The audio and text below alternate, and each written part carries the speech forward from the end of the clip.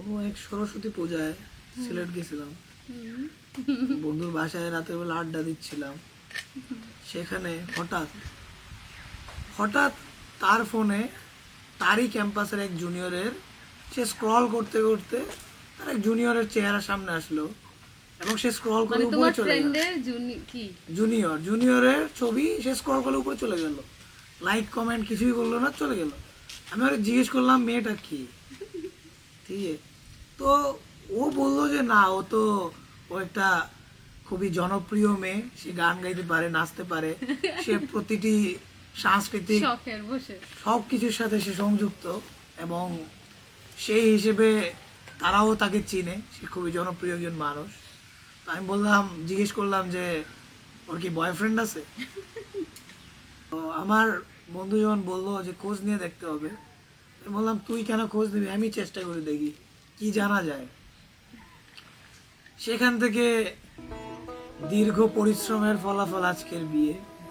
এই তো সেদিন দেখেছি প্রথম, বলো এত কাছে কবে এলে মন, চাই থেকে যাও আছো যেরকম, গোটা 7 জন্মই সারাটা জীবন।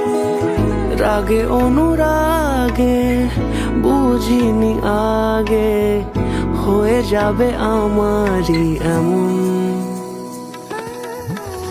এই তো সেদিন দেখেছি প্রথম, বলো এত কাছে কবে এলে মন, চাই থেকে যাও আছো যেরকম, গোটা 7 জন্মই সারাটা জীবন। আমি দিয়ে দেই পোস্ট যে আমার জীবনে কেউ নাই, এই জন্য আমি কালো করছি। তারপর তুমি ওই পোস্টটা আমার শেয়ার করছো, মেসেঞ্জারে দিয়ে বলতেছো আমার জীবনে এত দুঃখ কেন। আমিও বলছিলাম যে এগুলো ফাজলাম করে দিছি, আমি মিঙ্গেল, এগুলো এমনিতেই দিছি। তারপর হইতেছে তুমি তো কনভারসেশন চালায় দিতেছো, কারণ তুমি খোঁজ নিছো যে আমি সিঙ্গেল প্রিয়। আপনারা যারা শুনতে চাচ্ছেন যে অনেক মানুষ যারা মুখে বলে যে তারা মিঙ্গেল, কিন্তু আসলে তারা মিঙ্গেল না, এদেরকে কিভাবে পটাইতে হয় সেটার জন্য আমি একটা ক্লাস শুরু করতে চাচ্ছি নতুন। দাঁড়ালে এসে যেই ছায়াপথ পেরিয়েই বাঁধা পড়েছি যে মায়াতে,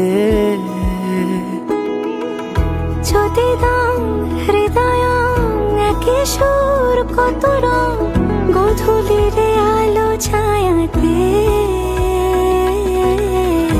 এই রূপ কথা লিখেছে বিধাতা, নয় মিছে এত আয়োজন।